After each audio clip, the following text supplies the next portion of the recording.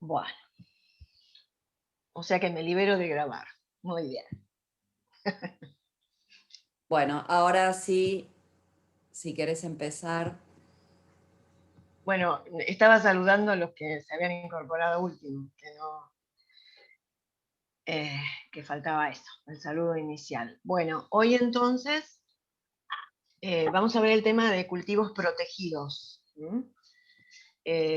Digamos, esto involucra o va a involucrar lo que es la protección de cultivos en general para hortalizas y cultivos florícolas, o sea, la base es similar, aunque principalmente nos vamos a referir en una primera parte a los cultivos hortícolas. A ver.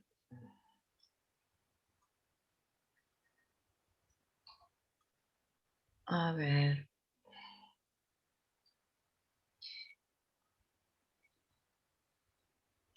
Bueno, ¿qué se intenta o qué se persigue con la protección de un cultivo? En principio, y sin duda, la calidad es uno de los elementos primordiales que se persigue. O sea, la protección, y en el caso de hortalizas, digamos, la protección de un cultivo involucra evitarle todos aquellos daños, en principio por agentes climáticos, como puede ser lluvia, piedra, etc. Y además de eso, favorecer otros aspectos que ayudan a la calidad. Obviamente, además, se favorece el rendimiento, digamos, por esto, porque va a haber mucho más producto con parámetros de calidad aceptables para la comercialización y para digamos, la elección de determinados productos por la calidad que van a tener.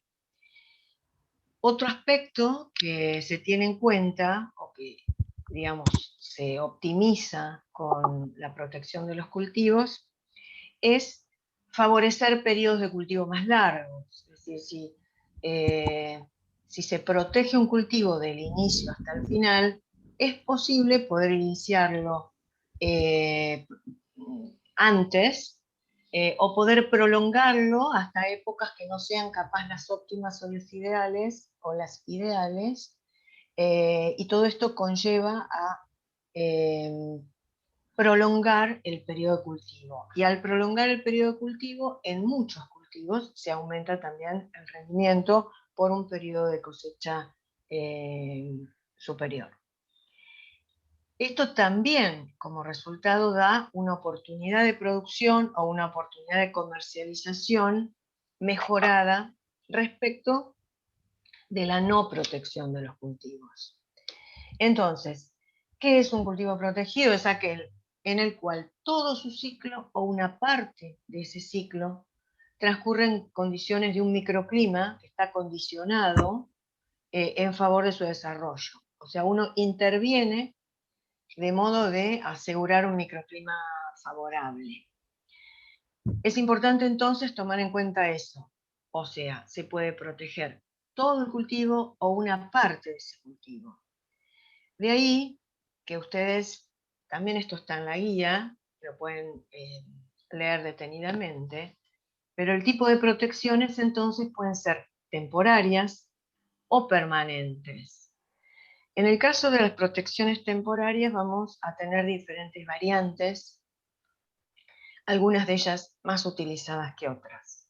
Por ejemplo, el túnel o microtúnel, la barandilla, las casillas o conos, el acolchado con microtúnel flotante, la media sombra. Esas son todas temporarias. Ahora vamos a ver algunas de ellas, indicando la mayor o menor utilización en la actualidad. O pueden ser también permanentes. Acá el caso destacado es el invernadero, sin duda. Y también el macrotúnel o túnel invernadero es otra estructura utilizada con algunas ventajas respecto del invernadero y también obviamente desventajas o no puede o que no ofrece las mismas prestaciones. Bueno, ahí señalábamos algunas de las estructuras temporarias Acá vemos una de ellas que es yo diría en la actualidad capaz la más utilizada, que es el microtúnel. Son túneles pequeños que, como se ve, se trata de unas estructuras de alambres, hay arcos de alambres que se van clavando en el suelo cada tantos metros o cada tanta distancia, que va a estar en función de la dimensión total que tenga ese microtúnel, de modo que encierra un volumen de aire que va a proteger ya sea el inicio de un cultivo o un cultivo de porte bajo.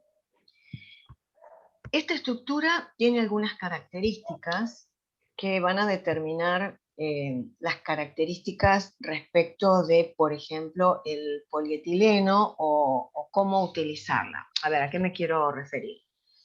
Esta estructura de protección tiene una particularidad y es que como capta demasiada luz, aumenta la temperatura en forma rápida e intensa.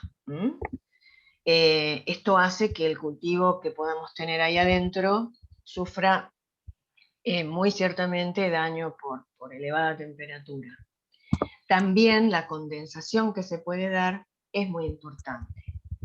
Por lo tanto, es fundamental poder airear, poder ventilar el interior. Para esto hay dos posibilidades. Una de ellas es, en vez de hacer arcos simples para sostener el polietileno, que como ven acá, bueno, están los arcos, se extiende el polietileno, se lo fija en las puntas. Como decía, una de las alternativas para evitar los dos factores desfavorables que tiene esta estructura es poder ventilar, o sea, poder rebatir el polietileno cuando va a aumentar la temperatura, o sea, cuando sale el sol, podríamos decir. Para eso, en vez de arcos simples de alambre, o de hierro, mejor dicho, se ponen arcos dobles y en el medio de esos dos arcos se pasa el polietileno, de manera de poder rebatir y volver a envolver, volver a cerrar, abrir y cerrar, por decir así, esta estructura de protección, a la mañana y a la tarde respectivamente. Esto lleva, por supuesto, mano de obra, bastante mano de obra, por lo tanto, también existen películas de polietileno perforado que permiten ventilar más o menos el interior. Bueno, pero como les digo, es bastante utilizado. Bueno, acá está más o menos el diagrama de cómo en qué consiste. Acá vemos, no sé si se ve lo que... ¿se ve si estoy señalando o no? Bueno. Sí, se ve. ¿Sí? Se ve. Bueno, Sí. bueno. Profe, perdón, una consulta. Sí. Con respecto a la guía, porque recién dijo del material, todavía no lo colgaron al material, ¿no? Porque no lo encontré en el aula virtual. Yo tenía entendido que sí. Ahora confirmo, porque por si quedó oculto. No, colgado no hay nada. Bueno, ahora me fijo. Bueno, Perdón. Debe estar oculto o algo, porque no. Claro, puede ser que haya quedado oculto. Bueno. igual, gracias por señalarlo, porque Sí. estas son cosas que nosotros necesitamos saber, y por ahí Tal no, cual. No, uno está no bien, me sabe. pareció porque estuve mirando y no pude encontrar el material de hoy para leer. Bueno, Bueno. ahora lo confirmo. Gracias. Lo desoculto, si es que está oculto. Bueno, como ven acá a la derecha, se ven los dos alambres, dentro de los cuales el polietileno entonces es posible de rebatir, de manera de proteger, y a partir de la tardecita y a la mañana, ya cuando sale el sol, poder rebatirlo de manera de que no tenga ese efecto perjudicial de la temperatura. Bueno,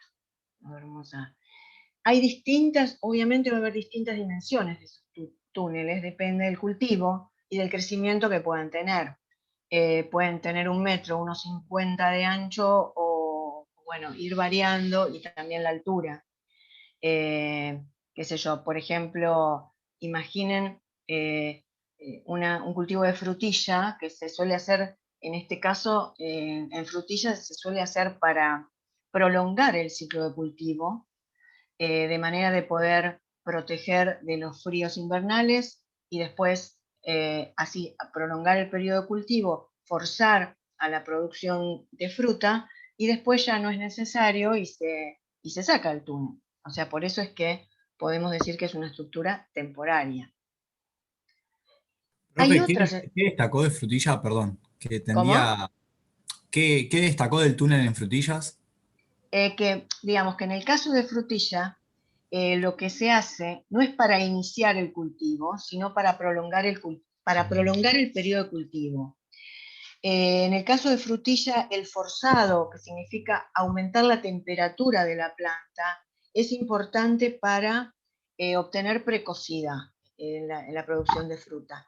Entonces, el túnel bajo lo que hace es favorecer ese aspecto, que el cultivo empiece a dar antes, por así decir, ¿no? Y después, cuando, te pongo un ejemplo, eso se obtiene a fin de invierno, principio de primavera. Después ya las temperaturas, no hace falta protegerlo de las bajas temperaturas, porque la primavera es favorable al cultivo. Entonces ahí no es que se rebata por un problema diario, sino que hasta se puede sacar el túnel. ¿Queda claro? Entonces, es temporario, en este caso, puse de ejemplo de frutilla, es temporario porque se puede perseguir el objetivo de prolongar el cultivo, prolongar la producción, mejor dicho, adelantando el inicio de la cosecha. ¿Quedó claro?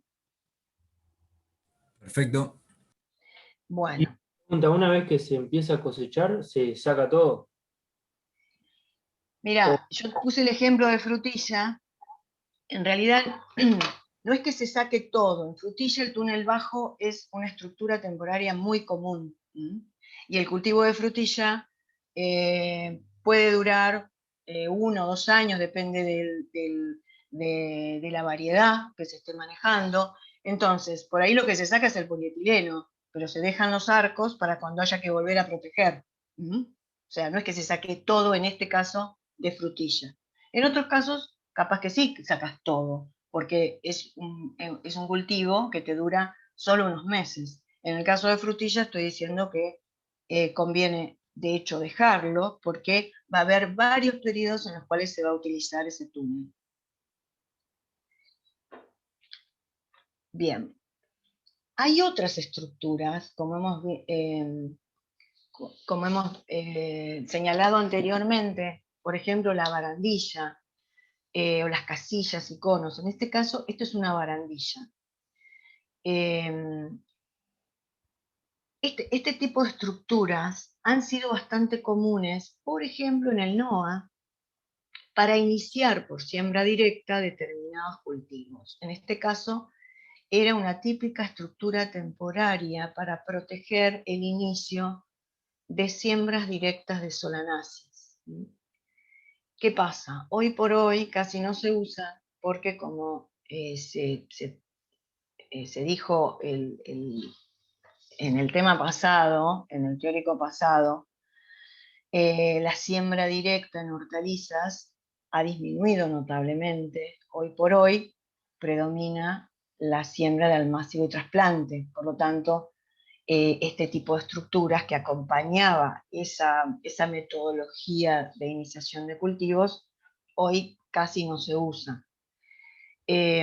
Lo que se hace es poner una hilera de cañas protegiendo el lado sur, como queda en el diagrama indicado, mirando al norte, por así decir. Esa hilera de cañas van por un lado anclados en un bordo, y por el otro lado en un alambre que se sujeta en los extremos, y en un lomo interno entonces se hace la siembra a la distancia determinada por el tipo de cultivo. Entonces, luego, cuando las condiciones climáticas mejoran, cuando el peligro de heladas se superó, entonces esta estructura ya, digamos, se desarma. Acá, ahora vamos a ver una fotito. Acá, sobre las cañas, se ponen algunos materiales de la zona, como pueden ser paja, etc. Está sostenido por una varilla. Fíjense, por ejemplo, esta es una barandilla ya casi desarmada para un cultivo de pimiento. Perdón. Donde se ven las cañas que se utilizaron para sostener la paja, y esto fue lo que protegió el cultivo en esa siembra directa. Ya una vez que el cultivo está más grande, ya no tiene sentido que permanezca la estructura. Esta es una estructura que fue más común acá, en el cinturón. Como pueden ver, hay cañas dispuestas en cruz, sostenida en la parte superior, se pasa un alambre que se sostiene en las puntas. Se llama, como dice la imagen, barraca protegida. La barraca fue una estructura muy típica de la producción de tomate, del cultivo de tomate al aire libre, en campo. Y en este caso lo que se hacía era formar como una carpita. Ustedes pueden ver acá que en esta barraca, como le llamamos a la estructura, se protegía con polietileno. El polietileno se extiende, o se extendía, ya no es tan común, sobre ambas caras de esa cruz construida por cañas. Entonces lo que se hacía a la mañana era rebatir el polietileno de la cara que daba al norte, digamos, en la cara más soleada, y se mantenía la cara del sur, o la más sometida a las bajas temperaturas. Después, esta otra estructura, que son las casillas, también, ustedes, no tengo foto, pero, digamos, imagen de la otra variante, que la de los conos, pero más o menos cumple la misma función. O sea, era como una casilla hecha con cañas y polietileno, cubriendo todo el lado sur, el lado más castigado por los vientos fríos, y abierto del lado del sol, y ahí hacer la siembra, que en este caso esta estructura temporaria se presta más, o se prestaba más, para la siembra directa de cucurbitáceas. ¿Por qué digo que se presta más? Porque, como ustedes vieron en la clase pasada, la siembra de cucurbitáceas es a golpe, a una cierta distancia, por distintos factores que ya vieron, por el tamaño de la semilla, por el porte de la planta. Entonces las distancias entre cada una de las semillas que se ponen y de las plantas que van a crecer son mayores, por lo tanto no se puede pensar en hacer una barandilla para un tipo de siembra así. Sí, de casillas o conos que cumplen, como les decía, la misma función. Los conos eran y son de papel parafinado, digamos, pero con el mismo objetivo que este caso. Después hay otros que es el acolchado microtúnel. En este caso se arma un lomo. En la parte lateral de ese lomo se va a hacer una siembra, y lo que se hace es, en ese lomo, cubrirlo con un film de polietileno transparente. Cuando germina la semilla, crece la plántula, y la plántula toca el polietileno, ahí se perfora, de manera de permitir que la plantita continúe su desarrollo, y queda como un mulch, digamos. Y después también están los acolchados flotantes. Hay determinadas películas digamos, de materiales muy, muy livianos, que en este caso lo que se hace es cubrir el cultivo, o cubrir la siembra, pero, digamos, o las plantas con esta película muy liviana, que a su vez deja pasar el aire y deja pasar el agua, pero lo que hace es proteger de la temperatura. A medida que las plantas van creciendo, la película las va acompañando, sin ningún factor desfavorable, digamos, simplemente una protección adecuada de la temperatura. Esto se le llama acolchado flotante.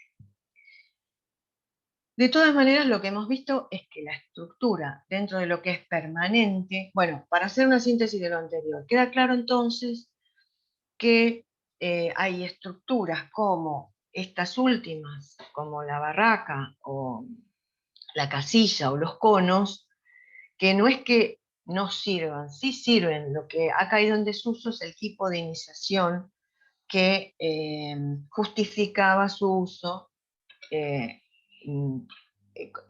Justificaba su uso.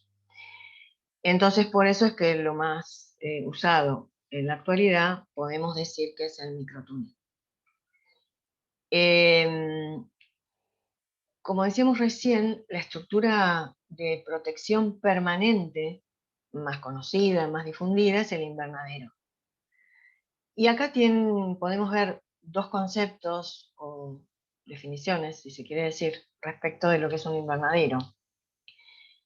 Una más detallista, más precisa capaz de lo que es el invernadero, que dice que es un recurso destinado al cultivo y a la protección de las plantas, explotando la radiación solar y cuyas dimensiones permitan a un hombre trabajar en su interior, cómodamente en su interior. Bueno, y el otro que dice que es una estructura productiva capaz de crear un microclima favorable para el desarrollo de las plantas. Esta es más general, pero la primera es la más descriptiva. Entonces, ya vimos algo de qué se pretendía con la protección de cultivos en general. En el caso de los invernaderos, nuevamente, obviamente se comparten esos objetivos. Persigue precocidad o tardicidad, digamos. Las dos condiciones permiten una prolongación del ciclo de cultivo. Privilegia la calidad y también el rendimiento. Hay que decir que esto también ha ido acompañado, en el caso del cultivo de invernadero, con un cambio notable en los materiales vegetales que se han desarrollado a partir de este tipo de producción. Entonces también los materiales, los híbridos que hoy hay disponibles para la producción de hortalizas, permiten que haya todo un panorama, un paquete tecnológico que acompaña la producción en invernadero. La producción fuera de época. Antes era muy estable la entrada de productos hortícolas a lo largo del año de distintas zonas del país, según fueran las condiciones favorables que privilegiaran unas sobre las otras. El invernadero ha permitido que esas condiciones permanecieran más tiempo en cada una de las zonas y que pueda haber un solapamiento de producción. De manera que esas épocas en muchos momentos sean compartidas por más de una región. La economía del agua y de fertilizantes también varía respecto del cultivo del aire libre. Hay zonas marginales en las cuales se permite la producción de ciertas hortalizas, habida cuenta de que se pueden mantener condiciones favorables por la protección de esos cultivos, que antes no era posible. El control de plagas y enfermedades también ha sufrido modificaciones, o sea, es un manejo diferente al que puede haber al aire libre. Esto con algunas ventajas y desventajas. Algunas ventajas es que se puede intervenir con algunos manejos de tipo integrado, que de pronto fuera del invernadero es más complicado, pero también hay desventajas, o sea, hay plagas que por ahí pueden aumentar sus poblaciones, por tener varias, generar más poblaciones en condiciones protegidas que en condiciones no protegidas, etc. O sea, el manejo, no en realidad habría que poner manejo, no control, el manejo de plagas y enfermedades sufre modificaciones respecto del aire libre.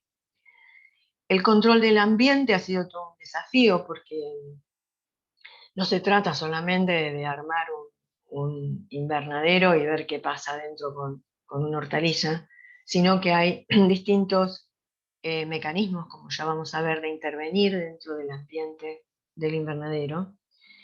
Y también el invernadero da posibilidades de obtener más de un ciclo al año, como ocurría con muchas hortalizas. Y flores también, cultivos florícolas, digamos.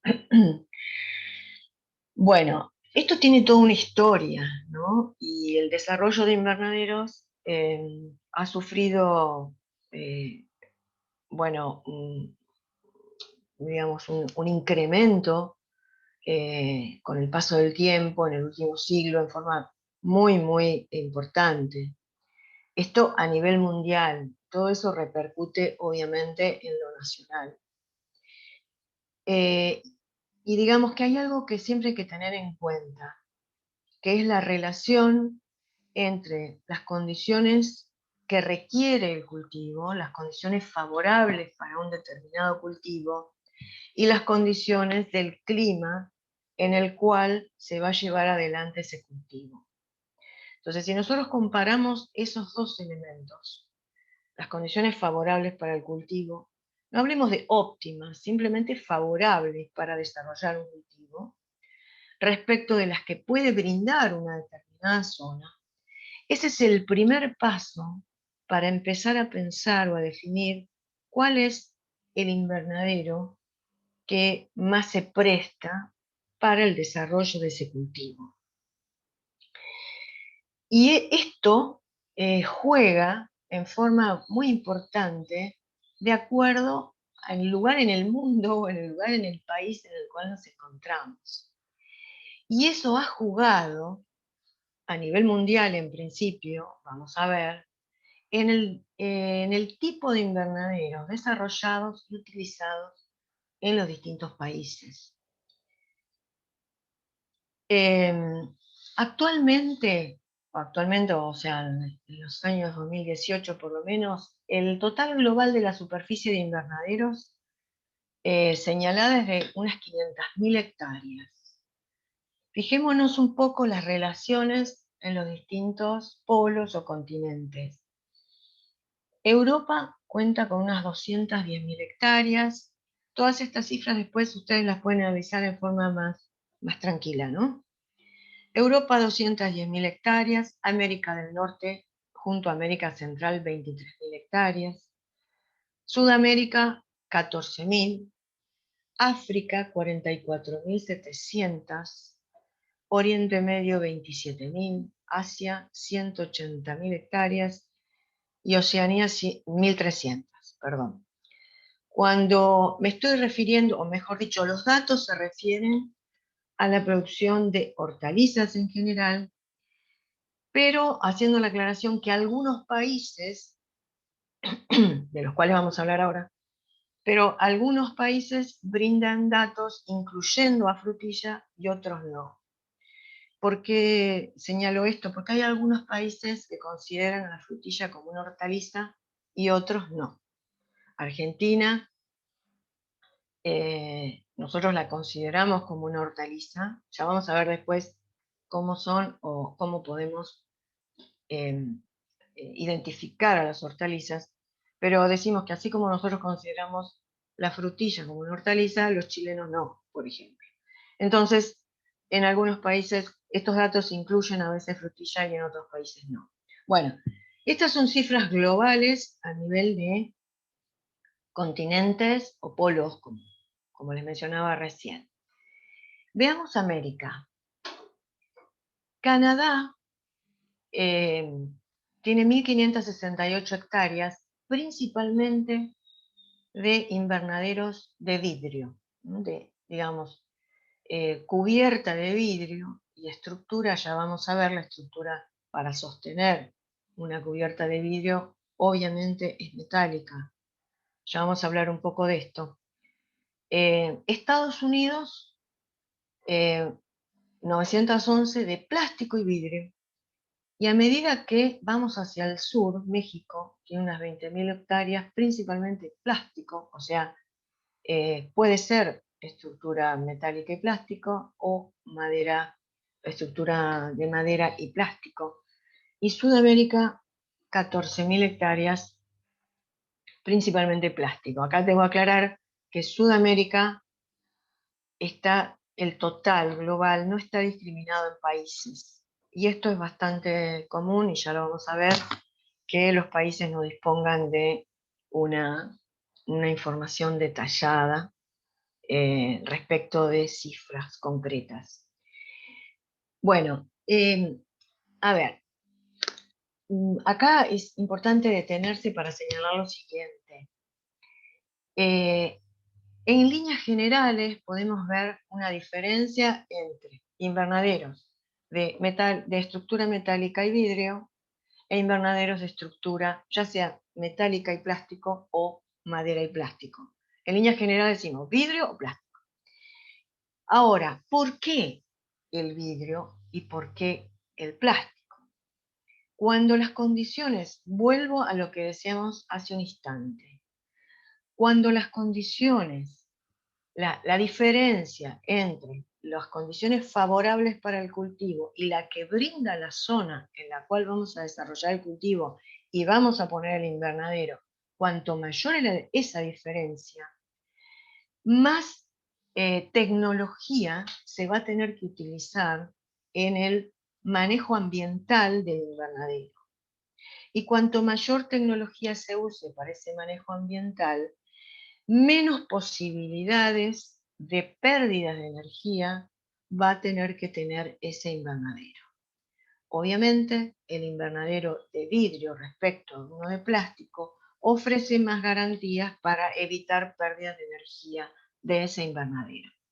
Si ustedes analizan de norte a sur cómo va modificándose el tipo de invernaderos, podemos ver que las condiciones más rigurosas de Canadá hacen que el principal tipo de invernadero sea de vidrio, y luego, a medida que bajamos en la latitud, ya Estados Unidos, si bien tiene vidrio, no está discriminado la zona de Estados Unidos donde está uno u otro tipo, pero permite ya vidrio y plástico. México es prácticamente todo plástico y Sudamérica todo plástico también. Acá podemos ver Europa para ver que se cumple más lo mismo. En Europa tenemos los Países Bajos, con casi 5.000 hectáreas, principalmente vidrio. Polonia lo mismo, 6.700 hectáreas, casi totalmente o principalmente vidrio. Acá en realidad podemos decir que estos países es casi todo vidrio. Se pone principalmente porque puede haber algún caso muy puntual para algún objetivo, pero si no es vidrio. Rusia, casi 3.000 hectáreas, todo vidrio. En cambio, fíjense ya cuando se baja en latitud a países más mediterráneos, vemos que España tiene 70.000 hectáreas, más del 90% plástico, Italia 42.800 principalmente plástico, y Turquía con un 25% vidrio, que no está indicado en este caso para qué cultivo, simplemente la proporcionalidad, 25% vidrio, 75% plástico. En África tenemos dos países que sobresalen, uno es Marruecos, con 20.000 hectáreas, principalmente plástico, y Egipto, casi 7.000 hectáreas, también plástico. O sea, todo lo que es zona mediterránea, ya sea los países europeos como los africanos, son invernaderos de plástico. Asia. China con 82.000 hectáreas, casi todo plástico. Japón, casi todo plástico también, 3.600 hectáreas. Corea del Sur, acá vemos una gran proporción de hectáreas con invernaderos, 51.787 hectáreas, el 90% plástico, el 10% vidrio. Oriente Medio, con Israel, con 11.000 hectáreas, obviamente digo por sus condiciones y su ubicación, casi todo plástico. Y Oceanía, con Australia, con 900 hectáreas, donde hay un 80% plástico, un 20% vidrio, y Nueva Zelanda con unas 300 hectáreas solamente de invernaderos de plástico y vidrio sin referencias de proporcionalidad. Bueno, entonces, esto es importante para señalar. No es que solamente que los países elijan, digamos, por catálogo un invernadero. Simplemente, en principio, se hace por razones técnicas. ¿Cómo son los invernaderos de estructura metálica y vidrio? Acá vemos varios modelos, digamos, podemos decir así. En la derecha podemos ver el tipo, el Venlo holandés, muy típico holandés para la producción de hortalizas sobre todo, donde vemos que son muy altos, podemos señalar como 6 metros y pico la cumbrera, y podemos ver en la parte inferior derecha cómo es el interior, donde se puede apreciar mejor la altura que tienen, el volumen de aire que contienen. Esto hace que sean muy estables en las temperaturas que se obtienen. Los de la izquierda son, cada uno de estos elementos, de estos techitos, se llaman naves. En el caso del Venlo, las naves son muy de un ancho, digamos, muy estrechas, ¿no? En cambio, hay otros que son más amplias las naves, como pueden ver acá, más anchas. Este tipo de invernaderos de la derecha se prestan más para la producción de hortalizas y los de la izquierda se prestan más para la producción de flores, como se pueden ver en el ángulo inferior izquierdo, que en este caso es un cultivo de crisantemo. Estos son invernaderos mejorados respecto a los anteriores. Fíjense, el superior es holandés y el inferior está en Italia. ¿Por qué digo mejorado? Bueno, porque estos directamente se abre todo el techo, en los anteriores no. En el Venlo tienen unas ventanas que se abren de un lado y del otro alternativamente a lo largo del techo. En este caso se abren las dos aguas, digamos, del techo, como podemos ver, y semejan las condiciones de aire libre, digamos, las condiciones naturales del exterior. Entonces, estos invernaderos tratan de optimizar el clima interno. Y esta inferior, que es de Italia, acá se puede ver, el cultivo no es de hortalizas, y generalmente lo pongo para indicar que siempre que uno ve un invernadero de alta tecnología, como puede ser esto, no solamente hay que fijarse en qué región está, que justifique el uso o el diseño y la implementación de ese invernadero, sino que también hay que fijarse qué hay adentro, porque tiene que ser una producción que justifique la inversión en ese invernadero. Y en este caso es un cultivo de naranjos, digamos, es una producción viverística, de naranjos de jardín, que el valor de la planta es muy alto y, bueno, justifica ampliamente la inversión en ese invernadero. Después están los de estructura metálica y polietileno, como puede ser este caso, que estos ya son, digamos, de menor inversión y bastante eficiencia en cuanto al mantenimiento de las condiciones ambientales internas. Estos ya, digamos, es como que cumplen con un escalón más bajo en cuanto a inversión y mediano, digamos, una buena eficiencia, mejorados respecto de los invernaderos más tradicionales o más comunes de madera y polietileno. Y estos son los más comunes, los que, digamos, podemos encontrar o hemos podido encontrar hasta ahora en la Argentina y en nuestra región, que es el típico invernadero tipo casilla simple, donde ustedes pueden ver que es un invernadero a 2 aguas, sin, solo con ventilaciones frontales, o sea, en los frentes, y laterales, como se puede ver acá, invernaderos bajos, con ventajas y desventajas que ya vamos a ver, ustedes las tienen bien analizadas en la guía, pero igual las vamos a señalar acá si es que no disponen de ese material en el día de hoy. Hay otra versión mejorada del invernadero de capilla simple, que es el invernadero capilla modificado. La modificación, sobre la base de los inconvenientes de la estructura que les mostré anteriormente, esta estructura que vimos, esto, al ser un invernadero bajo, contiene un volumen de aire más o menos pequeño, digamos, respecto de otras estructuras. Esto hace lo mismo que vimos con el tunelcito hace un rato, o sea, aumenta la temperatura en forma muy marcada.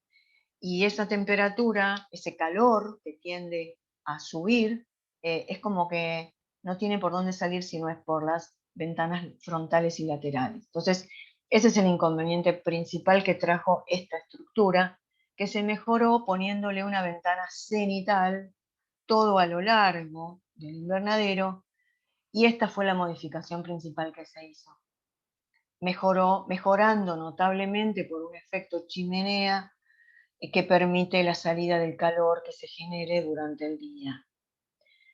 Acá se ve mejor, digamos, como acá, bueno, no, justamente no se ve de frente, pero aquí estaría la ventana cenital que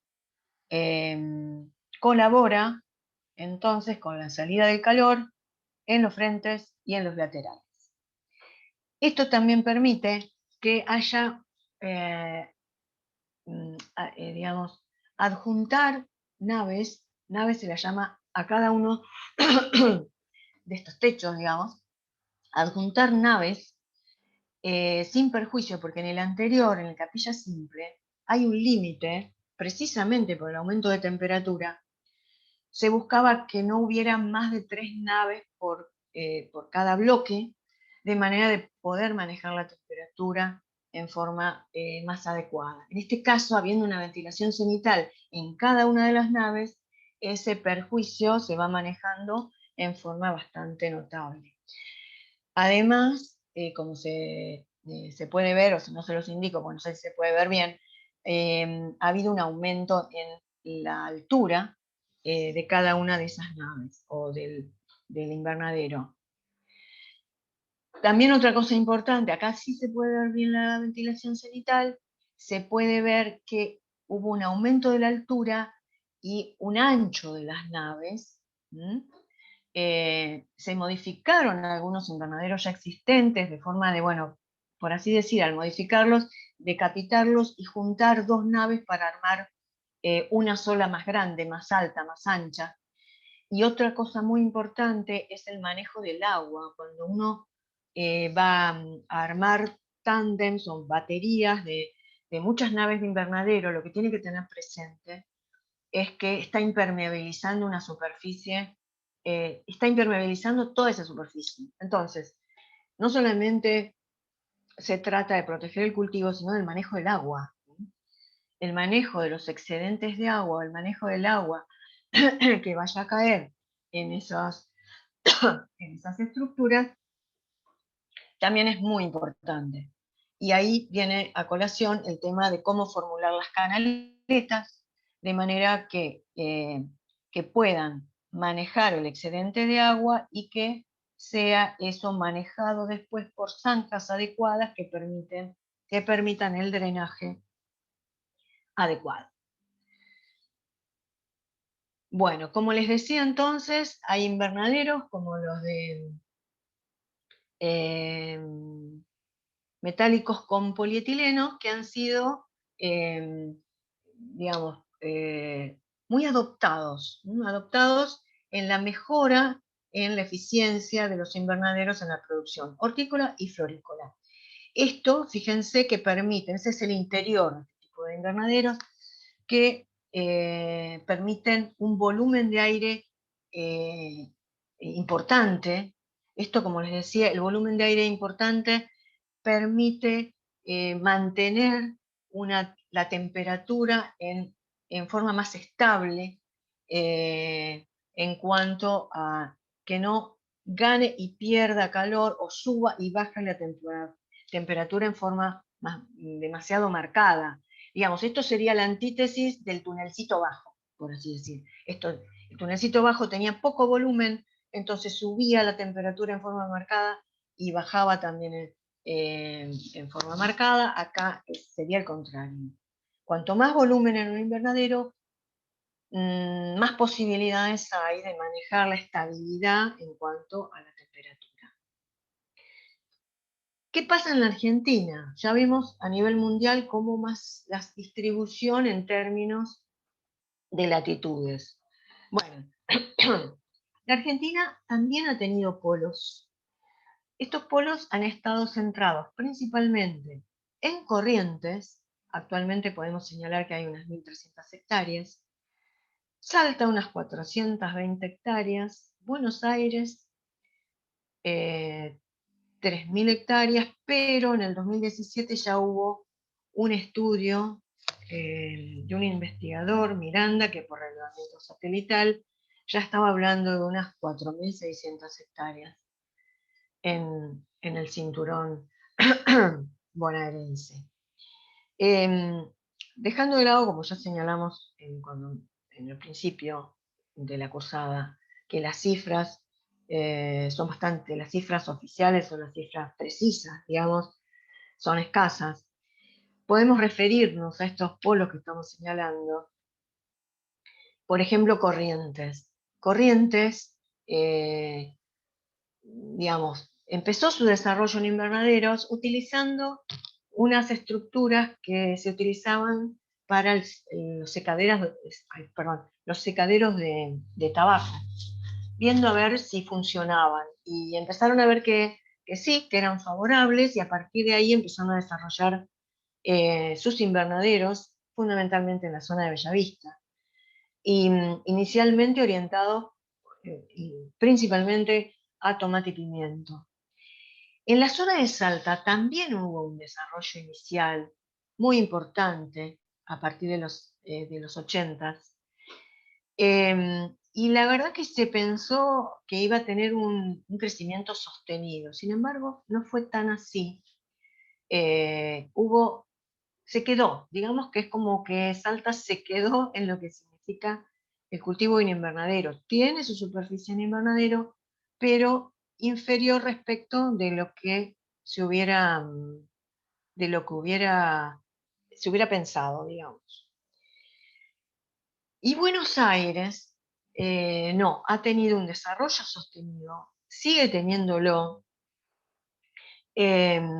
Digamos que hoy, a ver, hagamos la salvedad, cuando nosotros hablamos de las zonas, de las regiones,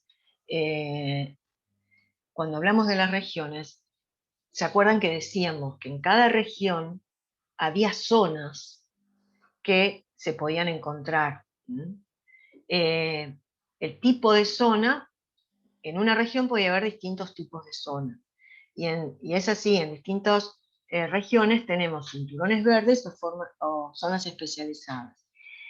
En el caso de los cinturones verdes, es probable que en muchos de los cinturones verdes de las distintas regiones haya invernadero. Pero el cinturón verde de Buenos Aires, que últimamente se ha trasladado mucho a la región de La Plata, es el que ha tenido un crecimiento más sostenido y sigue creciendo. Actualmente es la región más importante de cultivo en invernadero de todo el país. Yo siempre digo que si uno quiere ver qué tipo de invernaderos hay en la Argentina, puede ir al cinturón de acá de La Plata, cinturón verde de La Plata, y va a ver, va a verlos, las distintas variantes. Claro, no va a encontrar vidrio, va a encontrar polietileno, pero distintas variantes de diseño y tipos de invernadero van a estar acá. A ver, bueno, me había quedado. Bueno, ahora vamos a hablar un poco de cómo funciona el invernadero. Porque en la definición yo les dije que había una de las definiciones que era bastante descriptiva, ¿no? La primera de todas, la que decía que el invernadero hace uso de la radiación solar. Entonces, bueno, un invernadero sin radiación solar no funciona. Su usina, su combustible principal es la radiación solar. Esa radiación solar, que viene obviamente del Sol, es una radiación que está dentro de un espectro que va de los 200 nanómetros a los 3000. Y dentro de todo ese espectro va a haber distintos tipos de longitud de onda. En principio las ultravioletas, de los 200 a los 360, las visibles de los 360 a 760, 780, depende. Y después empiezan los infrarrojos. Infrarrojos cortos, infrarrojos medios o infrarrojos largos, como está señalado en la imagen. Todo eso es infrarrojo. Digamos, es verdad, para los mecanismos o los procesos fisiológicos nos interesa la radiación visible, pero debemos considerar que la que llega es todo esto. Es la ultravioleta, la visible y todos esos infrarrojos, cortos, medios y largos. Entonces, acá están discriminados. Y después, la Tierra, todos los elementos que están en la Tierra, las plantas, los seres humanos, el invernadero y el suelo, emiten en una radiación de onda larga, una radiación que es onda calórica u onda larga, que va de los 5000, 10.000 nanómetros. Bueno, la radiación que llega al invernadero, bueno, la radiación que llega del Sol es la radiación que se llama global, que comprende la radiación directa y la difusa. Todo llega. Cuando encuentra el invernadero y su cubierta, hay que señalar que el invernadero consta de dos componentes, fundamentalmente, o básicamente, que es la estructura y la cobertura. Cuando llega y se encuentra con la cobertura, esta radiación va a sufrir varios cambios. Es decir, una parte de esa radiación que está señalada en amarillo va a ser la radiación que pase la cobertura. Otra parte va a ser, como acá está indicado, ahora la señalo, otra parte va a ser reflejada, se va a reflejar. Y otra parte la va a absorber la cobertura, depende del tipo de cobertura que se esté utilizando, hay una porción de esa radiación que va a ser absorbida. Entonces, un porcentaje de la radiación va a ser transmitida, otra absorbida y otra reflejada. Una vez que de esa parte transmitida, esa radiación va a tocar el suelo, va a tocar las plantas, los postes, todo elemento que encuentre, y también va a ocurrir lo mismo. Una parte va a ser absorbida por esos elementos internos, otra parte va a ser reflejada por un proceso de reflexión, y cuando llega a la cubierta, nuevamente, una parte va a salir y otra parte va a ser reflejada nuevamente. Pero, como dijimos anteriormente, esos elementos internos que hay dentro del invernadero van a absorber el calor y lo van a transmitir como flujo calórico. Ya sabemos que cuando una masa de aire se calienta, esa masa de aire va a moverse en función del flujo calórico. Ese flujo calórico se va a mover por convección. Entonces acá, durante el día, a medida que la radiación va llegando y va calentándose el aire, digamos, del invernadero, va a haber un flujo de aire que se va a mover por convección en un flujo calórico. También es cierto que ese calor va a aumentar la temperatura de las plantas que pueda haber, de los postes, el suelo. Si no hubiera plantas, el suelo mismo se calienta y ese calentamiento va a producir un proceso de evaporación del suelo. Bueno, esto es, en líneas generales, lo que va a ocurrir durante el día, mientras se mantenga esa radiación. Durante la noche, bueno, esos son los procesos que van a ocurrir durante el día que acabamos de mencionar. Va a haber un proceso de absorción, que es una captación de radiación, de la radiación que incide, uno de reflexión, que es el cambio de dirección de un rayo, o de una onda que ocurre en la superficie de separación de los medios, y una transmisión cuando un cuerpo deja pasar la radiación a través de sí mismo. Eso es la transmisión, que era lo que decíamos de, por ejemplo, un poste o todos los elementos que puedan estar en el invernadero, bueno, se calientan y transmiten el calor. Y de difusión, que es la desviación de la radiación en todas las direcciones. Acá vamos a ver que tiene mucho que ver los materiales de cobertura. Hay materiales de cobertura que permiten tener una mejor difusión de la radiación. Eso es favorable, eso se busca. Se busca antes que pase, antes que digamos, se prioriza la desviación en muchas direcciones de la radiación sobre el paso de la radiación directa, del rayo en forma directa. Bueno, primero vamos a ver esto. ¿Qué pasa a la noche? A la noche ya no tenemos radiación incidente, ¿no? Lo único que tenemos, entonces, es el calor que se generó durante el día por el proceso que vimos, por la radiación que entraba, por la absorción del calor o la generación del calor por absorción de esa radiación de los distintos cuerpos. Y bueno, y tenemos calor dentro del invernadero. ¿Qué pasa a la noche? A la noche, entonces, se supone que vamos a tener una diferencia de temperatura entre el interior del invernadero y el exterior.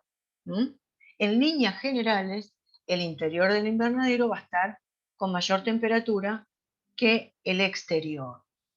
Esa diferencia de temperatura interior-exterior va a provocar distintos tipos de pérdidas. Va a haber una pérdida por radiación que va a estar en función de, fundamentalmente, digamos, pensemos, el interior con mayor temperatura, el exterior con menor temperatura. Entonces, en gran medida, esa pérdida va a estar en función del tipo de cobertura que tenga el invernadero. Lo que hablábamos hoy de cuando los países tienen invernadero de vidrio versus un invernadero de polietileno que tienen los países de de climas más amigables, más favorables, más mediterráneos, como señalábamos hoy. Ahí seguramente el vidrio va a permitir menos pérdida de energía, que es lo que ocurre realmente, en relación con el polietileno. Y los distintos polietilenos también van a tener menos pérdida. Esa pérdida es por radiación y va a depender fundamentalmente de la cobertura. Después va a haber otro tipo de pérdidas que tiene que ver con lo que decíamos hoy del flujo calórico que provoca el aire. O sea, este volumen de aire que hay interno va a hacer que se mueva ese calor. Y en el caso de que el invernadero tenga alguna abertura tipo polietileno roto, ventana que no cierra, bueno, ese tipo de cosas, esa abertura va a facilitar que ese diferencial de temperatura del interior al exterior provoque una pérdida, que acá está ejemplificada con este rulo, por convección. Entonces la pérdida por convección es por movimiento de un fluido. En el caso del invernadero el fluido es el aire. Entonces se va a perder por el aire que se mueve y sale. Y hay otro tipo de pérdida que es por conducción, que esta es más a nivel molecular, es decir, por contacto. Acá el aire más caliente está en contacto ¿con qué? Con la cobertura. Y la cobertura está en contacto con el medio externo, que vuelve a ser el aire. Entonces va a haber una pérdida molécula a molécula de un medio con el otro y así se va a ir perdiendo la temperatura. Esto, si es una noche que a su vez tenga aire en movimiento, le hace viento, acá se pueden combinar las dos pérdidas, conducción, convección, y puede ser más importante aún la pérdida que exista, porque un proceso va a contribuir con el otro y cada vez va a haber más pérdidas. Bueno. Entonces, la radiación es la transferencia de energía de una sustancia de mayor temperatura a una de menor temperatura. En este caso estamos hablando fundamentalmente de la cobertura. ¿Eso de qué va a depender? Primero de las condiciones ambientales del exterior y de, digamos, cuanto más diferencia haya en la temperatura externa, mayor va a ser la pérdida. Esto es así. Y también de la cobertura y de los materiales de cobertura. La conducción es la transferencia de energía por acción molecular dentro de un mismo material o de un material a otro. En este caso, como decíamos, del aire del invernadero a la cobertura, de la cobertura al aire externo. Y la convección es una transferencia de calor a través del movimiento de un fluido, aire, por dos mecanismos pueden ser. Por infiltración, o sea, de a poquito, por algunas roturas, como mencionamos recién, o también puede ser que, digamos, por ejemplo, de día me interese ventilar, abro una ventana y también ese calor se va a ir por convección a través de un sistema de ventilación, que en este caso es buscada. Bueno, entonces, ¿de qué se trata el efecto invernadero? El efecto invernadero es, o lo que se busca es, conservar durante la noche el calor generado durante el día. O sea, esa onda larga calórica, tratar de mantenerla. Y esto, acá vamos a ver que juega un papel fundamental entonces los materiales de cobertura. ¿Qué se busca en un material de cobertura para favorecer ese efecto invernadero? Que tenga una alta transmisión de la luz solar directa, o sea, de la onda corta, durante el día, que sin embargo sea baja la transmisión de onda larga en la noche, como se dice, que tenga más opacidad a la onda larga durante la noche. Hasta ahora hablamos o señalamos prácticamente el invernadero solito. Pero, ¿qué pasa cuando hay plantas o cultivo en el interior. ¿Tiene influencia el cultivo? ¿No tiene influencia? Bueno, yo diría que el cultivo tiene bastante influencia en procesos que tienen que ver con la transformación del calor. Nos acordamos del esquema durante el día de cuando venía el rayo solar y se calentaban todos los elementos internos del invernadero, y mencionamos que podía haber plantas.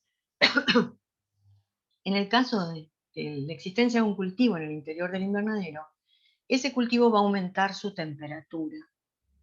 Al aumentar su temperatura, va a favorecer el proceso de evaporación llamado evapotranspiración.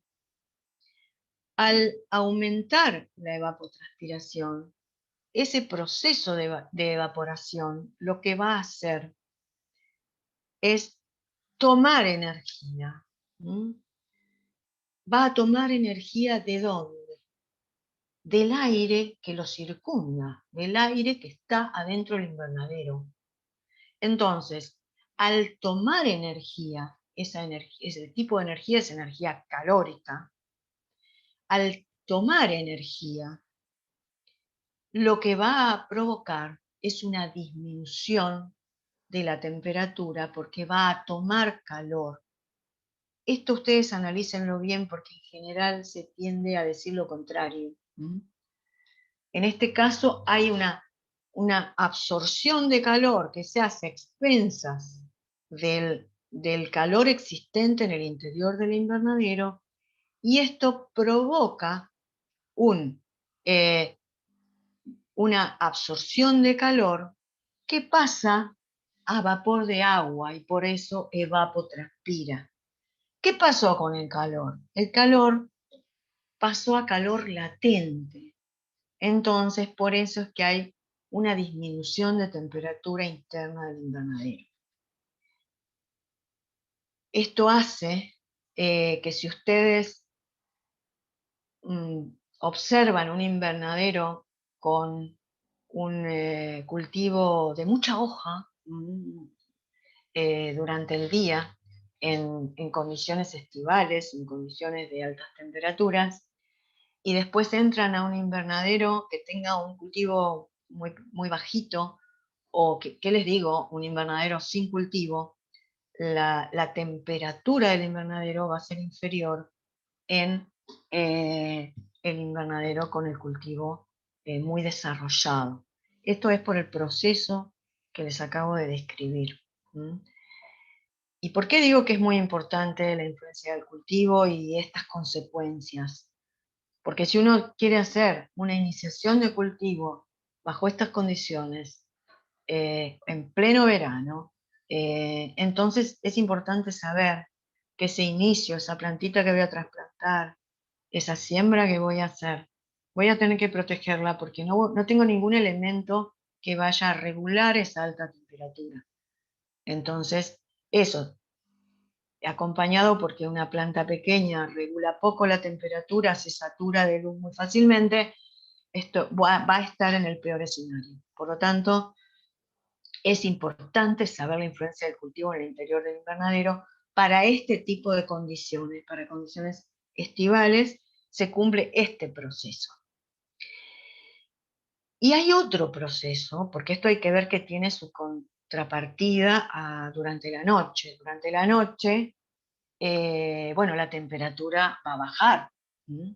Esa temperatura va a bajar y el aire del invernadero va a estar con mayor, va a tener más temperatura que el exterior, como decíamos hace un rato, ¿se acuerdan? Entonces, ese aire, ¿con qué va a limitar? Limita con la cobertura, nuevamente, estamos diciendo que limita con la cobertura. Entonces, el aire caliente que limita con una cobertura que está a menor temperatura, va a sufrir el proceso inverso, que es el de condensación. Y al condensar, van a formar gotitas de condensación, que son muy comunes durante el invierno, en este caso. Y esa gotita, ya al condensar, va a ser el proceso inverso. En vez de absorber calor, va a liberar calor. Entonces, ¿va a liberar calor a dónde? A lo que tiene, va a liberar calor a la cobertura, que es donde va a condensar. Y la cobertura va a liberar calor al aire externo. Es esa conducción que hablábamos hace un rato, bueno, se cumple en el proceso de condensación nocturna y tiene mucha importancia en invierno, porque, digamos, por un lado, va a promover el goteo durante el proceso, durante la mañana, cuando vuelve nuevamente la radiación solar, pero a su vez va a complicar la entrada de las radiaciones solares porque va a favorecer procesos de reflexión de esa radiación y la radiación va a entrar con mucha dificultad. Entonces, tanto la evaporación como la condensación, si bien para épocas diferentes, la evaporación va a jugar un rol muy importante, sobre todo en época estival, la condensación en épocas más invernales, pero van a ser responsables entonces de transformaciones del calor que van a influir en el ambiente o en el clima interno del invernadero. Y entonces, en el clima interno del invernadero, ¿qué podemos señalar respecto a eso? Bueno, obviamente de la luz ya hablamos, la luz es un factor que, si bien no es un factor del clima, es un factor que va a influir en todos los procesos fisiológicos, en todos los procesos que tengan que ver con el cultivo protegido. Pero después tenemos temperatura, humedad, contenido de dióxido de carbono.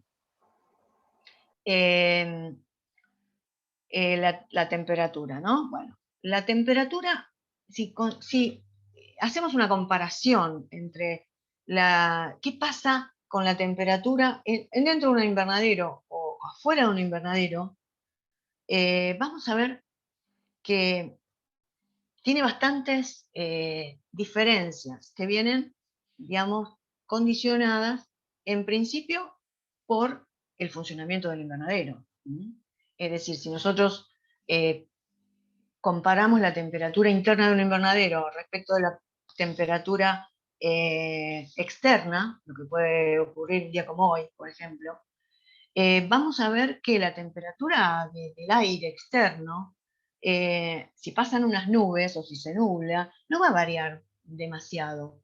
En cambio, en el invernadero sí. En el invernadero sale el sol, aumenta en forma bastante marcada la temperatura, baja el sol, o sea, se nubla y la temperatura varía. O sea, la temperatura del aire del invernadero va a tener una relación muy directa con la presencia entonces de radiación solar, lo cual no ocurre tanto, o no ocurre en forma tan marcada en el ambiente externo. Y también el perfil de degradación de la temperatura en el afuera, digamos, en el ambiente externo y en el interno, también va a ser diferente. En el invernadero, el gradiente de temperatura que vamos a observar es que a medida que aumentamos en la altura del invernadero, la temperatura va a ser mayor, porque el aire caliente sube. Se va a topar entonces con esa cumbrera que hoy decíamos que se había tratado de solucionar variando un tipo de invernadero con el otro para darle posibilidades de que saliera el aire caliente. En el caso del ambiente externo es al revés. El aire más caliente va a estar en la zona más cercana al suelo, y luego va a ir bajando a medida que se gane en altura. Una cosa que dijimos, pero hay que remarcarlo, el aire del invernadero, la temperatura del aire del invernadero se va a poder mantener más estable en la medida que el volumen encerrado por ese invernadero sea mayor. En cambio, cuanto menor sea el volumen de aire encerrado por una protección, entonces mayor va a ser los cambios bruscos de temperatura que tenga. Esto, digamos, tienen que tenerlo muy presente, por eso lo voy reiterando. Y la humedad. Bueno, en general para invernadero, si bien está la humedad absoluta o la relativa, se usa mucho la humedad relativa, que es el porcentaje de humedad presente en un volumen de aire, pero en relación a una temperatura determinada. Por eso decíamos que la temperatura juega en función de todos estos procesos. Está en relación inversa a la temperatura. Esto, digamos, ¿qué nos puede orientar? Que la humedad va a aumentar en forma muy notable a partir de la tardecita, cuando sale el sol, se baja el sol y baja la temperatura, ahí sube la humedad relativa. En un invernadero seguro vamos a tener 90% de humedad a partir de ese momento, más de 80-90%, y así va a estar toda la noche hasta que vuelva a salir el sol.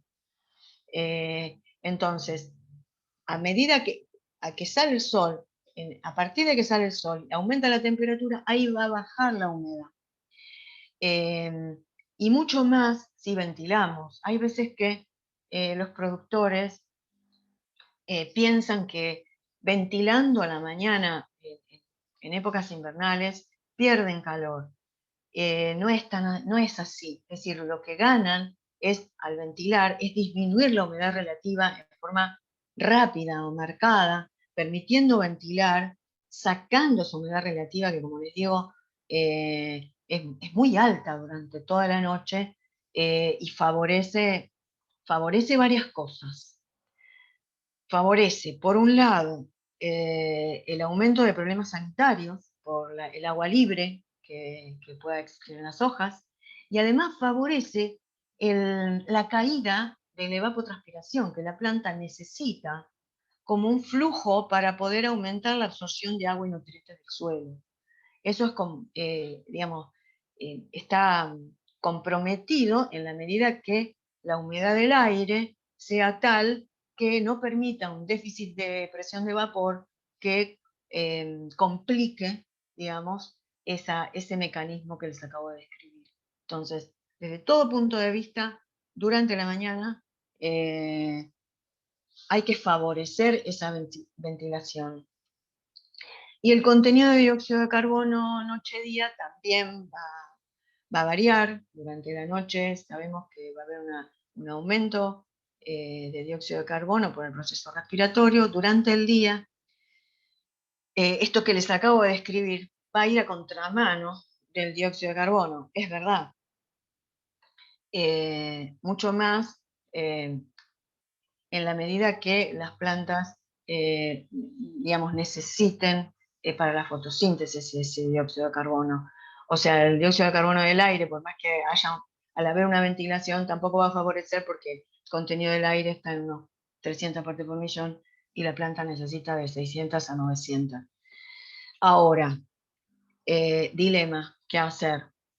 El dióxido de carbono se considera un fertilizante y vamos a ver que en muchos países desarrollados se hace fertilización con dióxido de carbono para favorecer la fotosíntesis. Pero para pensar en hacer una fertilización con dióxido de carbono hay que contemplar por lo menos qué tipo de invernadero estamos manejando y si hemos solucionado todo el resto de los factores del clima que acabamos de describir. Si está todo solucionado y lo único que nos falta es aportar el dióxido de carbono necesario, fantástico.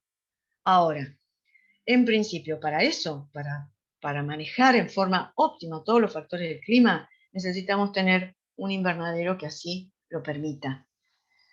Los invernaderos de madera y polietileno, que son típicos en países no solo como los nuestros, sino como los que acabamos de mencionar, que trabajan muy bien el invernadero también, tienen un tipo de invernadero que permite fugas.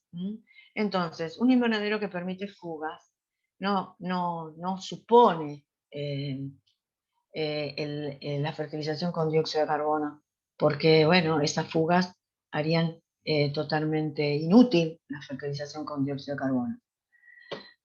Bueno, acá vemos que los invernaderos pueden tener distintos materiales. En la estructura ya dijimos, metal y madera. con distintas prestaciones, con distintas coberturas, rígidas o flexibles. Yo acá voy a tratar de ir un poco más rápido, digamos, porque esto lo tienen bien desarrollado en la guía, lo pueden leer, es fácilmente accesible, y quiero aprovechar el tiempo para poder avanzar, porque está limitado el tiempo.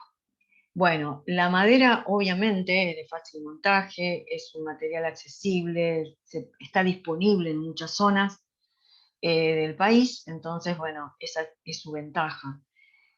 Pero hay que señalar que tiene mucho material de sostén, entonces es poco luminosa porque hace sombreo, provoca sombreo, entonces por los materiales de soporte. Tampoco permite la construcción de estructuras tan grandes cada nave, digamos, como los materiales metálicos. Y acá hay que señalar algo que me parece importante señalárselo porque a veces no lo relacionan. La madera y el polietileno, como las partes, digamos, las maderas están poco estacionadas, tienden a deformarse. Al deformarse, provocan ciertas aberturas. O sea, esto compromete la hermeticidad. Y como compromete la hermeticidad, entonces hay fugas. Y si hay fugas, las pérdidas que tienen este tipo de invernaderos muy frecuentemente son las pérdidas por convección. Bueno, acá están señaladas las partes de un invernadero, como son las naves, la canaleta que mencionábamos hoy para manejar los excesos de agua, las puertas en los frentes o en las partes de atrás, la abertura cenital, fundamental para la eliminación del calor, las ventanas laterales, zócalos, altura de la techumbre que se mide a la cumbrera, el ángulo de techumbre que se mide a la altura de la canaleta, por así decir, respecto del ángulo del techo hasta la cumbrera. Bueno, y entonces vemos la canaleta y el desagüe que lo habíamos visto en la foto. Formas del techo y captación, esto sí es importante, sobre todo cuando vayan a tratar de relacionar con los distintos invernaderos y de distintas regiones. La forma del techo que tiene mayor captación de radiación solar es la B, es la forma redondeada. Puede ser más o menos redondeada, digamos que en general llamamos techos curvos. Los techos curvos son los que ganan mayor radiación. ¿Por qué? Porque siempre van a tener una radiación que va a incidir perpendicularmente a la cobertura, desde que sale el sol hasta que se pone.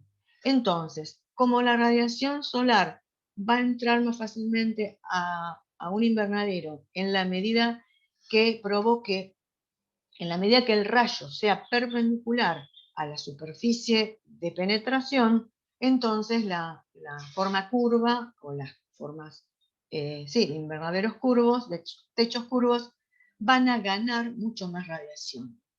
Entonces, estos techos van a ganar más radiación. En la medida que el ángulo de la techumbre sea inferior, va a ganar cada vez menos. Entonces, esto es importante tomarlo en cuenta. ¿Cuál es el techo que más gana? Si es el curvo. ¿Cuál es el techo que menos radiación gana? Va a ser el más cercano al plano. Entonces ahí tenemos una forma de relacionar la forma del techo respecto de las regiones y el objetivo, si lo que queremos es ganar radiación o lo que queremos es no ganar radiación porque estamos en una zona muy templada.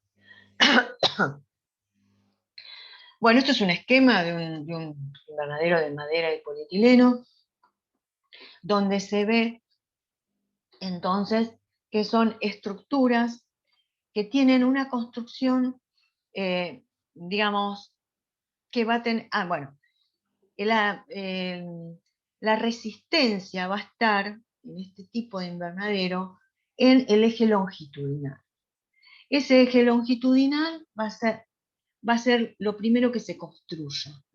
Primero se van a poner todos los postes en el eje longitudinal del invernadero, también los postes medios y también todos los postes de sostén que pueda haber según las variantes de invernaderos que hemos visto de 2 aguas. Acá está el inicio de una construcción. Entonces, primero se ponen todos los postes según los ejes longitudinales del invernadero. Y la resistencia, el plano de resistencia va a ser longitudinal. Por lo tanto, esto va a ser importante en relación a dónde vamos a poner, cómo vamos a ubicar en relación a los vientos predominantes.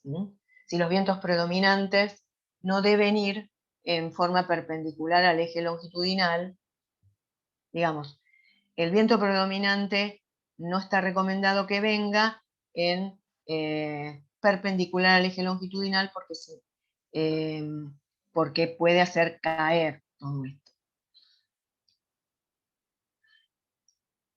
En cambio, los metálicos, puede ser hierro, puede ser acero, hay distintos, o puede ser caño también, los más económicos.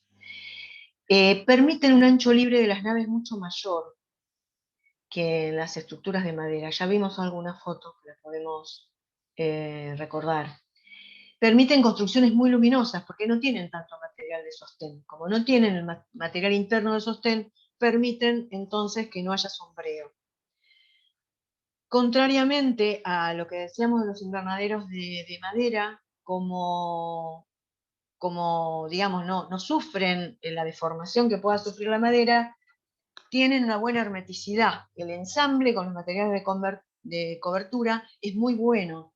Entonces, permite un buen montaje, da hermeticidad, da menos fuga por convección. Hay una larga vida útil, pero bueno, son más caros, y eso hay que tomarlo en cuenta. Como les decía, esto permite ver, bueno, que en el interior no hay estructura de sostén. La estructura de sostén es transversal al eje longitudinal del invernadero. Entonces, primero se ponen estas estructuras, las de cada ancho, digamos, y esto va a permitir el ensamble de muchas naves. Vamos a ver multimódulos en forma bastante frecuente, da la posibilidad de un multimódulos que permiten en general la ventilación es cenital o cenital lateral, por así decir. Son invernaderos de una altura considerable, libres de materiales de sostén, con una, en el caso de techo curvo, una buena iluminación. Y después tenemos las coberturas. Las coberturas, en el caso nuestro, las coberturas son casi exclusivamente polietilenos. Ustedes van a tener descritas en la guía bien otras coberturas flexibles y rígidas, pero bueno, vamos a centrarnos en cómo funcionan las que son más comunes en nuestro ámbito. La normal o cristal, que son polietilenos que se utilizan, por ejemplo, para los tunelcitos bajos, ¿no? Que son coberturas que se utilizan un corto tiempo y que no se pretende de ellas un funcionamiento tan óptimo como pretendemos las de un invernadero, que son una estructura permanente. Después tenemos el larga duración, polietileno larga duración y larga duración térmica. En este caso, el polietileno ese cristal, le llamamos cristal, no tiene nada que ver con el vidrio, se llama polietileno normal o cristal, deja pasar muy bien la radiación solar directa, tiene un 60-70% de las radiaciones térmicas,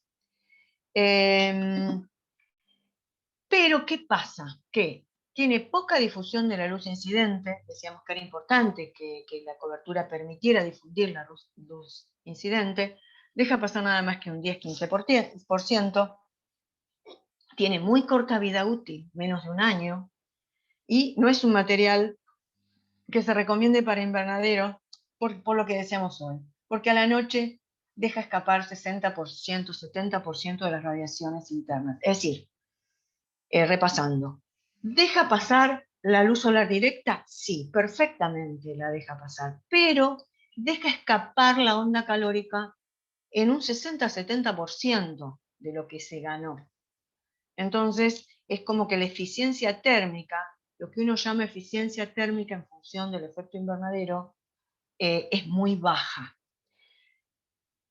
El polietileno larga duración, en principio, lo que hace es mejorar la prestación que tiene el cristal, que decíamos que dura menos de un año. ¿Y por qué dura menos de un año?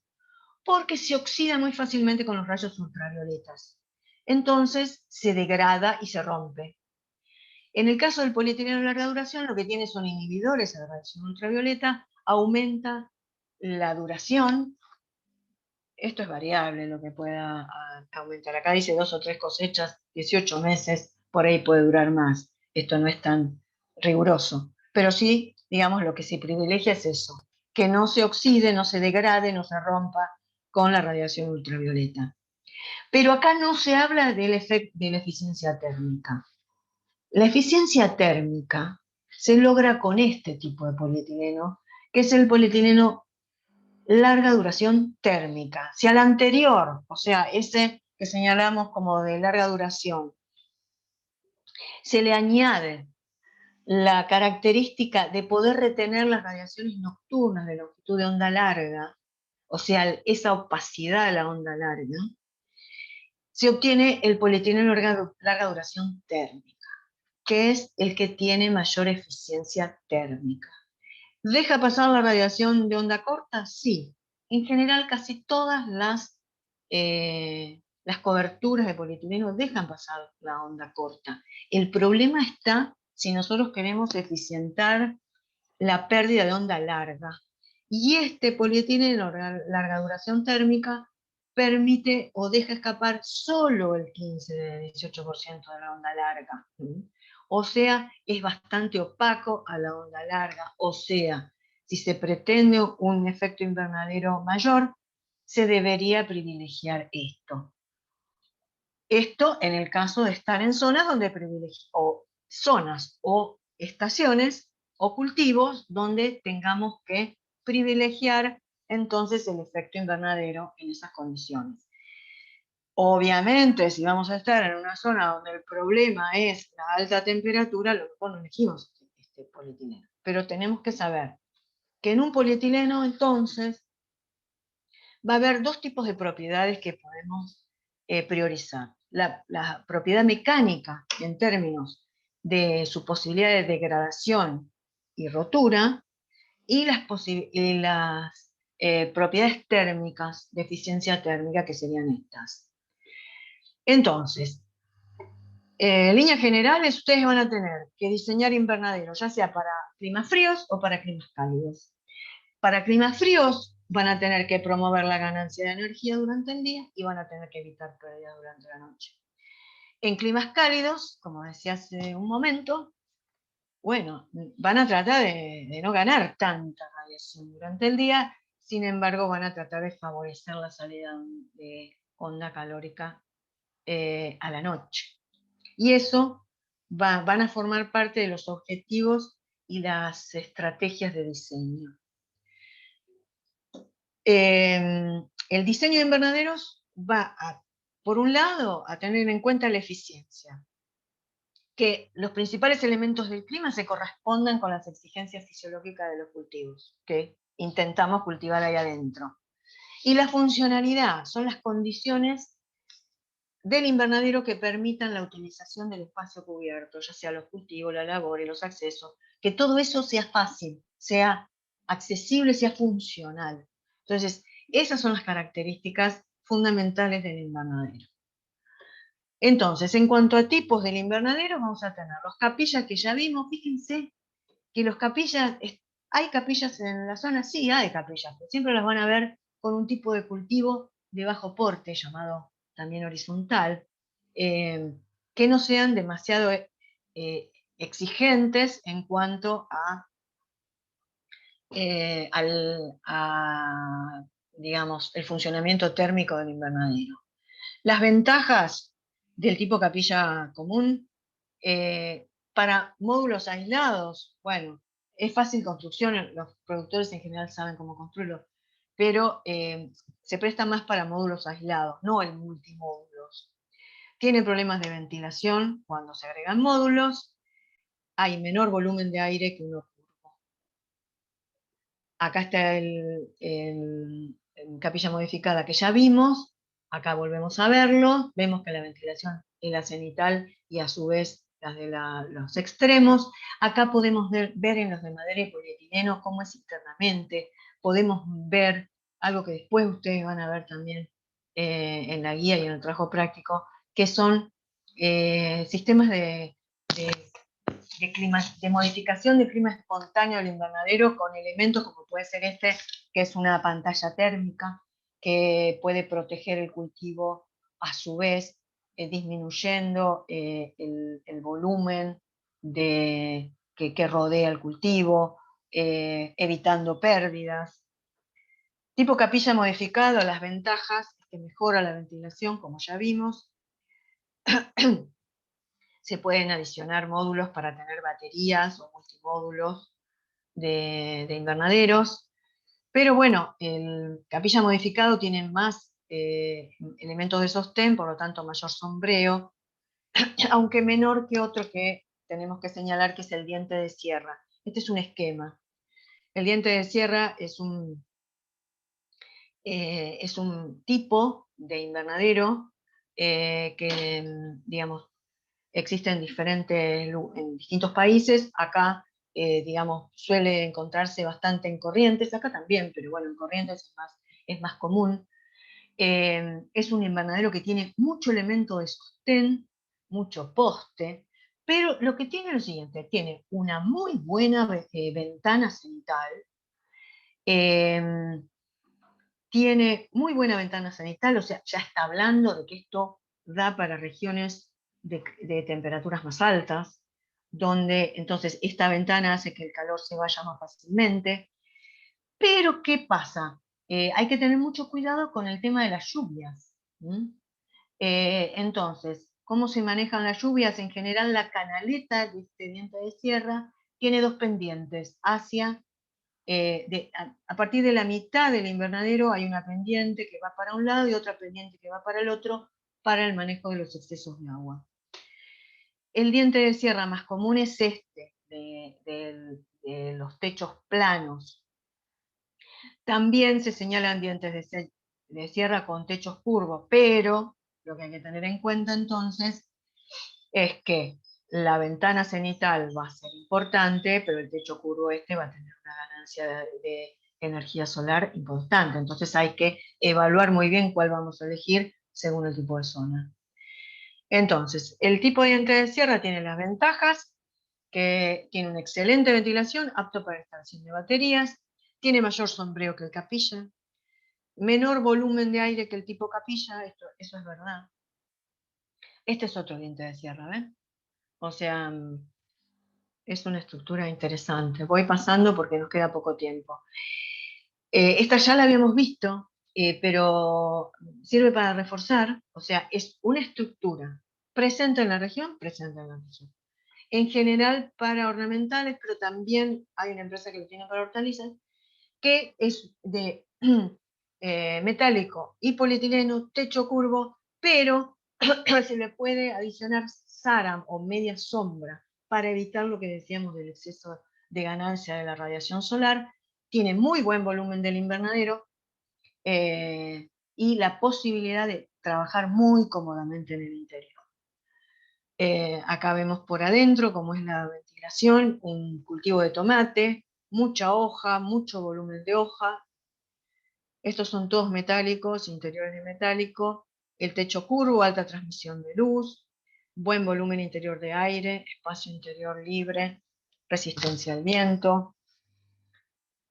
Desventajas tiene el techo curvo, puede tener problemas de ventilación, hay que ver cómo resolver la ventilación al acoplarse en baterías, pero en el caso de esas ventilaciones que vimos ya sea las ventilaciones cenitales o las cenitales más laterales, pueden resolver bien el tema de la ventilación. Acá ven, por ejemplo, se puede ver la luminosidad desde adentro, de qué manera el techo curvo, dentro de un invernadero de techo curvo, se da la ganancia de luz. Y acá lo que vemos es SARAM o media sombra, arriba, abajo, digamos, en los techos, en los frentes. Esto suele ser típico de invernaderos destinados a plantas ornamentales o plantas ornamentales de interior que no resisten la luz solar directa. Esto es un túnel invernadero, fíjense, el túnel alto o túnel invernadero. Para que sea invernadero, la relación entre volumen de aire y superficie debe ser 3:1, y además la persona, acuérdense, tiene que trabajar en forma cómoda. Bueno, el invernadero que digamos, es fácil de armar y fácil de desarmar, esa es la gran ventaja. Pero la desventaja es, hay que resolver la ventilación, porque si no gana demasiado energía y gana también en calor, como vimos, es un cultivo de frutilla. La ventaja es que se puede armar y desarmar, y otra desventaja es que es más difícil hacer un multimódulo, ¿no?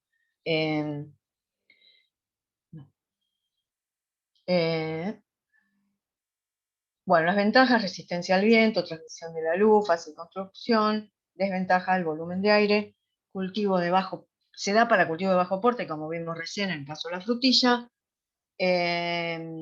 Claro, se dificultan ciertas labores. Fíjense que no es lo mismo, bueno, este está levantado en el lateral, pero si no, trabajar las líneas que están sobre los bordes es más difícil. Bueno, y por último, este es otro invernadero que acá sí que no lo vamos a ver, se da más en la zona de Salta, que es de techo casi plano, tipo almeriense. A ver si tengo acá, fíjense. Bueno, ¿qué características tiene? Bueno, tuvo su mayor decisión en el NOA, particularmente en Salta. Es un invernadero alto de 3 metros y medio a la umbrera, el largo puede ser variable, muy poca pendiente, casi inexistente, pero ya en Salta lo tuvieron que ir modificando por el tema de las lluvias. ¿Qué característica fundamental tiene? Y con esto casi terminamos. La techumbre se utiliza un doble entramado de alambre y por entre medio del cual se coloca la lámina de polietileno. Así es como se arma y así es como después hay que cambiar el polietileno. Bueno, hemos terminado en un tiempo razonable de acuerdo a la disponibilidad del Zoom. Así que bueno, si alguno tiene alguna pregunta, me gustaría escucharlo.